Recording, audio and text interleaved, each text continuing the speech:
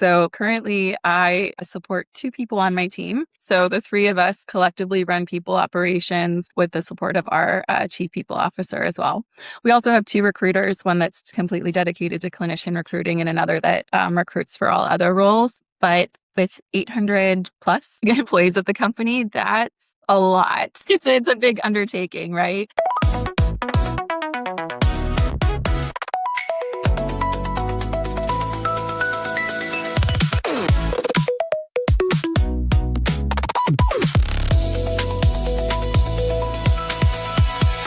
Welcome to the Pretty Good AI podcast. I'm your host, Kevin Henriksen, co-founder of Pretty Good AI. We build voice agents and automations for Athena practices. Every episode, I sit down with operators that are actually running healthcare, practice owners, executives, the people behind the front desk, and the EHRs. Get specific about what's working, what's breaking, and where technology actually helps. No hype, no hand-waving, just how the work actually gets done. Let's get into it. Everybody loves a roll-up story from the deck. It's like, hey, we're going to go buy a bunch of clinics, we raise a bunch of money and march towards an IPO. But nobody really talks to the person who's actually done all those culture integrations. 3 things that go wrong when you scale a healthcare roll-up this fast. You standardize too slow, you drown in 20 versions of everything, and then you burn out the tiny team holding it together before you even get the build for scale part. 3 things that can actually work is a real integration playbook that you rebuild on each deal, a comp philosophy and culture that sort of admits that rural Tennessee and downtown Vegas are not the same, and automating the boring HR machinery so a team of 3 can really carry 800 people. My guest today lives all of it. That's the frame. Let's get into it. Katy Zorich, VP of People Operations at Zarminali Pediatrics, venture-backed pediatric platform that's done a ton of acquisitions that we're going to get into, raised over $100 million, and excited to have you here. I'm excited to be here. Thanks for having me, Kevin. Cool. So I always like to start off with an easy one. Like, your path to HR is not normal, like neuroscience, neuropsych, and now HR at pediatrics. Like, how did that happen? And like, walk me through kind of the origin story of how you got to where you are today. Yeah, I can honestly say that, coming out of college, this is not where I saw my career trajectory going. So I had full intents of having a research lab of my own. Neuroscience really fascinated me. I was in a PhD program and I realized I didn't want to write grants for the rest of my career. So my first job I found at a research center at the University of Pittsburgh, where I was directly across the table from people who were coming in to go through cognitive testing. And I learned very quickly how to create safe spaces so that people could show up as their full selves. And that is a skill set that has carried through every single job experience I've had since then. What it really comes down to is creating spaces, like welcoming spaces for people. And, going from that to HR, it might not directly looked like there's a lot of correlation, but the reality is that sometimes personal life, directly impacts where your professional life goes. And when my oldest daughter was born, I made the hard decision to stop working for about a year just because I couldn't afford childcare at the time. So I had to abruptly stop. I had a part-time job at the time that I was able to pivot into a management position and then go down this path of HR and people operations and never looked back. That's cool. And now you're on this rocket ship, a ton of money raised, and you guys have done a ton of acquisitions. Maybe give us the scoreboard on where's that at today? Like, how many acquisitions have you all done? How many new clinics have you opened? And kind of what's the, sort of lay of the land in terms of how this has grown for you? We've done roughly 12 acquisitions over the roughly 2 years that the company has been around.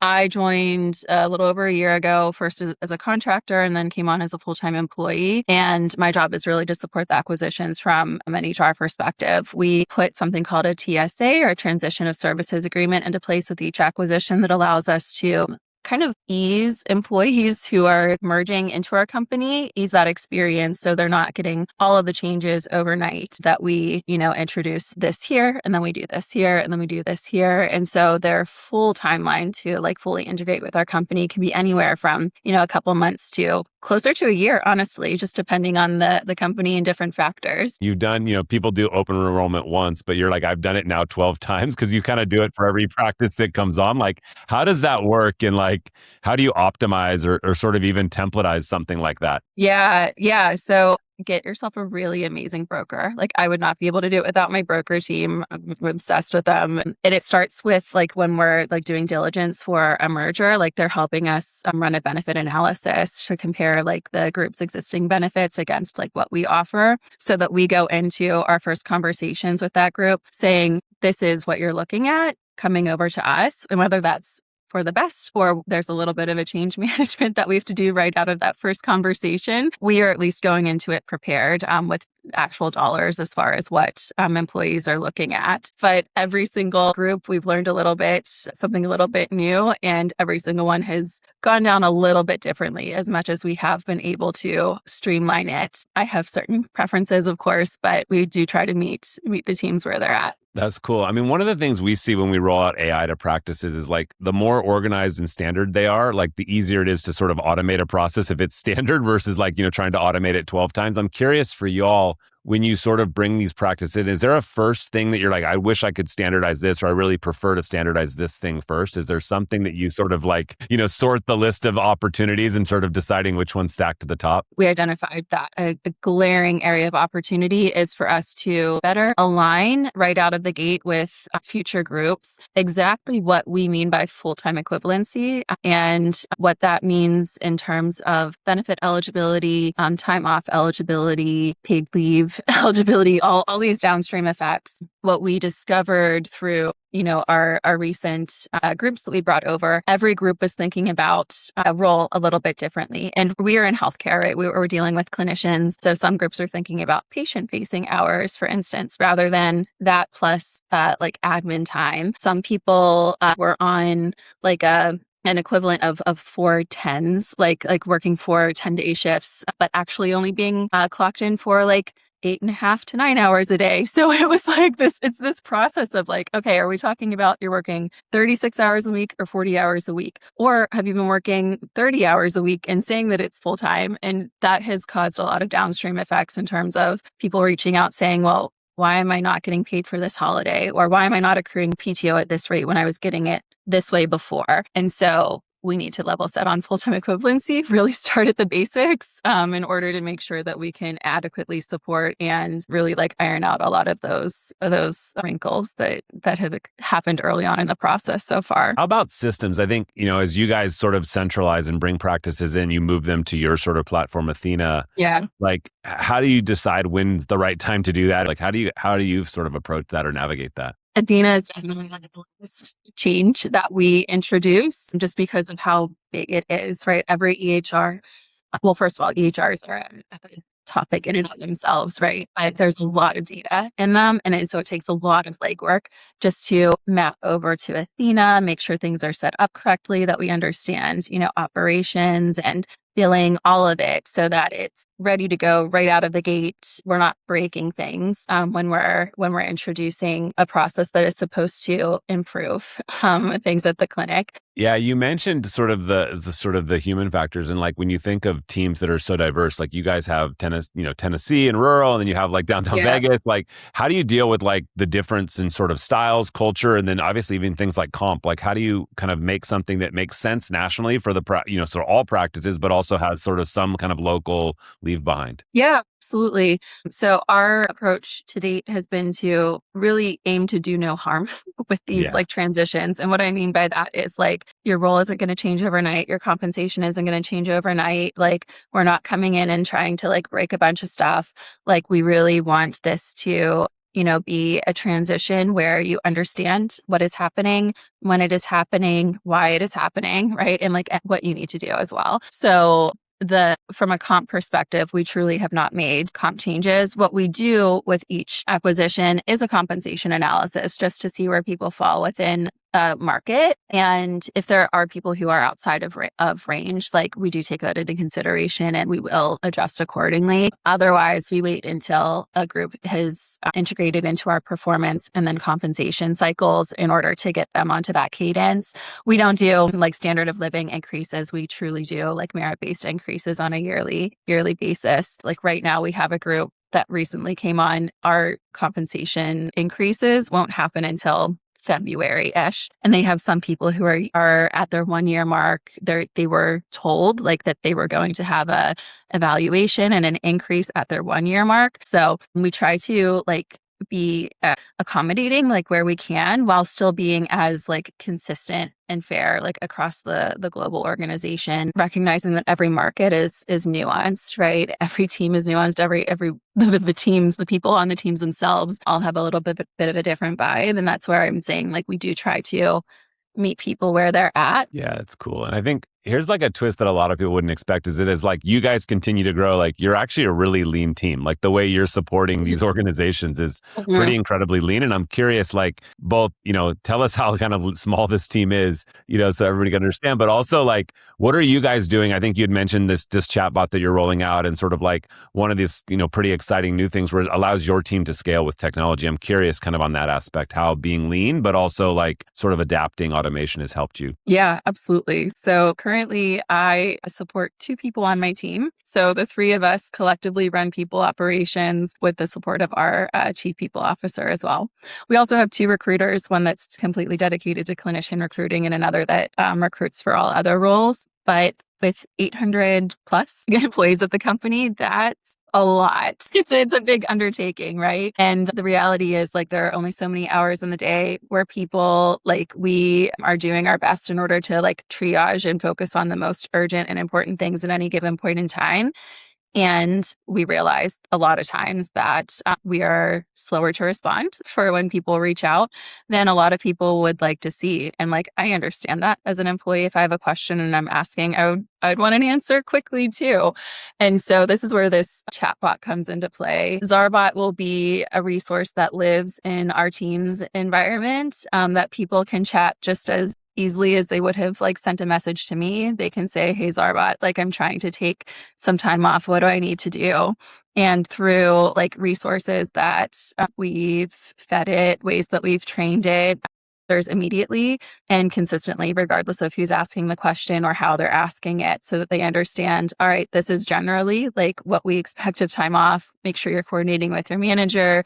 This is how you submit the request and where. Do you want me to do it, like to walk you through it step by step, right? And so rather than waiting anywhere from, hours to sometimes days, I will say that, to get a response from my team, Zarbot's giving people that information right at their fingertips. So we're still in like the testing phases. We're hoping to roll it out over the next like month or so, but really, really optimistic about how this will free up my team's capacity. Just the sheer volume of outreach that we get on a daily basis is staggering. And I truly see this as like just one of several ways that we need to automate across like our different processes, but this is the most urgent for sure. So hopefully it should have a very big impact across all of our employees. Those employees feel the same, like, sitting at a front desk of a pediatric clinic, right? Or, dealing with sort of patients, scheduling, insurance, anxious parents, all of the things that sort of happen when you bring your kid in and they're not feeling well, or you think they're feeling well and you're trying to find out if there's something wrong.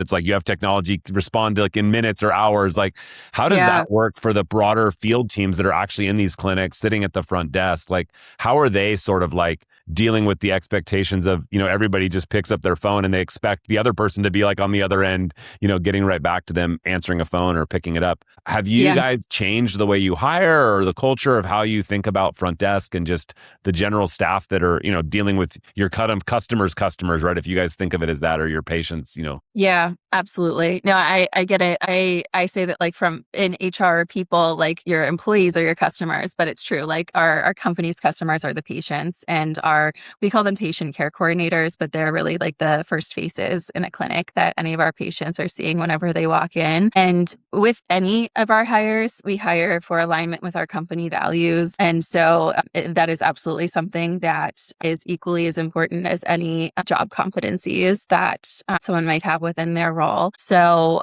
yes, we do expect those patient care coordinators to be, kind and empathetic and like helpful to the patients while also managing the phones, understanding what's going on in the back. So triaging things as appropriate, like for like the back office. But I another like effort that like we've done on the enterprise side to help stem some of the volume that those patient care coordinators are facing is standardizing our phone system on a national level through another tool, but one that really like people call in, they can say, what clinic are you going? What hours, what are the hours that you're open, right? Have like some initial questions that are answered right through the phone system. And someone doesn't have to actually like answer the phone in order to get those. So that's been a really big positive change. What would be one rule that you would hand like another VP of people based on what you've seen that would be like, wow, if I was going to tell, this person one thing that would make them successful, integrating a healthcare acquisition like you've been done, many times now, like what would be that one thing that you'd kind of lead with for them? Yeah, overcommunicate. Like, especially when it's going to be people. Like sometimes you might think that you've said something and you have said something because it's in your notes.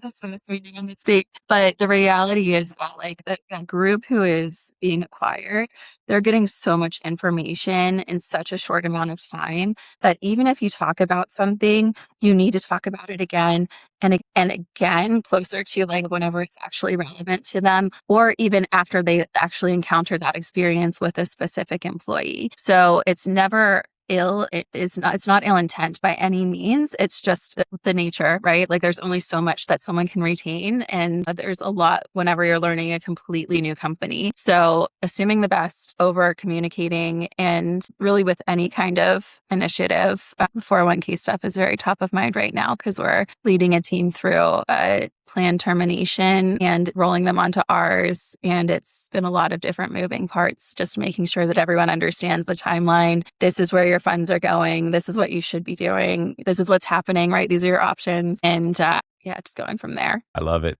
What would be like one first week signal when you kind of get into a new acquisition that you kind of say like, wow, this is going to be great, or wow, this is going to be a challenge? Yeah, it's truly the practice manager from my perspective. Yeah. Because like the information that I need to know all comes down to nuances with their team. And depending on how in the weeds a practice manager is with understanding their team, performance, any like kind of like attendance situations, nuances to, well, this person might have this coming up, and how good at communicating the practice manager is up front. It makes all the difference like down the road in terms of what we've been able to plan for versus what we have to react to whenever we learn of a situation down the line. Responsiveness really plays a big part in this. Well, during our diligence phase, like we usually have at least weekly meetings with the teams. And so we'll request certain things so that we can move forward on certain aspects. And if we get that information immediately, that gives us a full another week to like make progress before we meet again. Whereas if, they kind of sit on it, maybe send it to us the night before the next meeting, like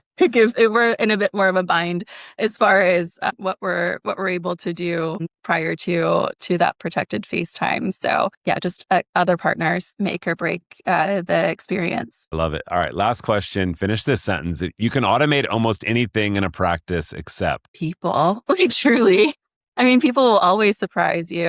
And like, that's the nature of it too, right? Like everyone is coming from a different perspective. We all have different experiences that bring us to where we are. So even if you see certain like trends or themes, like across, certain people, like you're always going to be faced with like situations that you never would have thought of, or you always have to like think through critically. And like, that's where like it takes usually like not just me, but maybe a couple of people in order to help make sense on like what clear next steps should be. But people for sure. Incredible. That's a great way to wrap it up. I think, where can people find you or your work, and where would they connect with you if they have questions or want to reach out? Yeah, absolutely. I'm on LinkedIn, Katy Zorich, and reaching out to katy.zorich at zarminali.com. Welcome to do that too. Looking forward to any conversations. I love it. Katy, this is generally one of the most honest looks at like what it actually, kind of costs the people function I've had. It's kind of cool to walk through like how you do it and how you do it with such a small team. So thank you so much for coming on. You're welcome. Thank you. Pleasure's been all mine. That was Katy Zorich, the human side of scaling a pediatric roll-up, one practice at a time.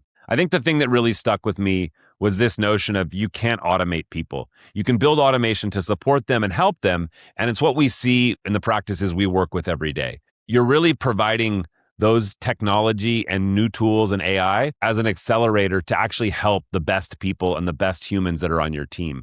And it's that sort of ethos that I think Katy really described well with how she thinks about both scaling the team and bringing, different groups and different culture together under one national umbrella, but really make them feel and act like a single team. That's the show. If you got something you can use, give a like, a subscribe, or send it along to an operator who needs it. I'm Kevin Henriksen from Pretty Good AI. See you next time.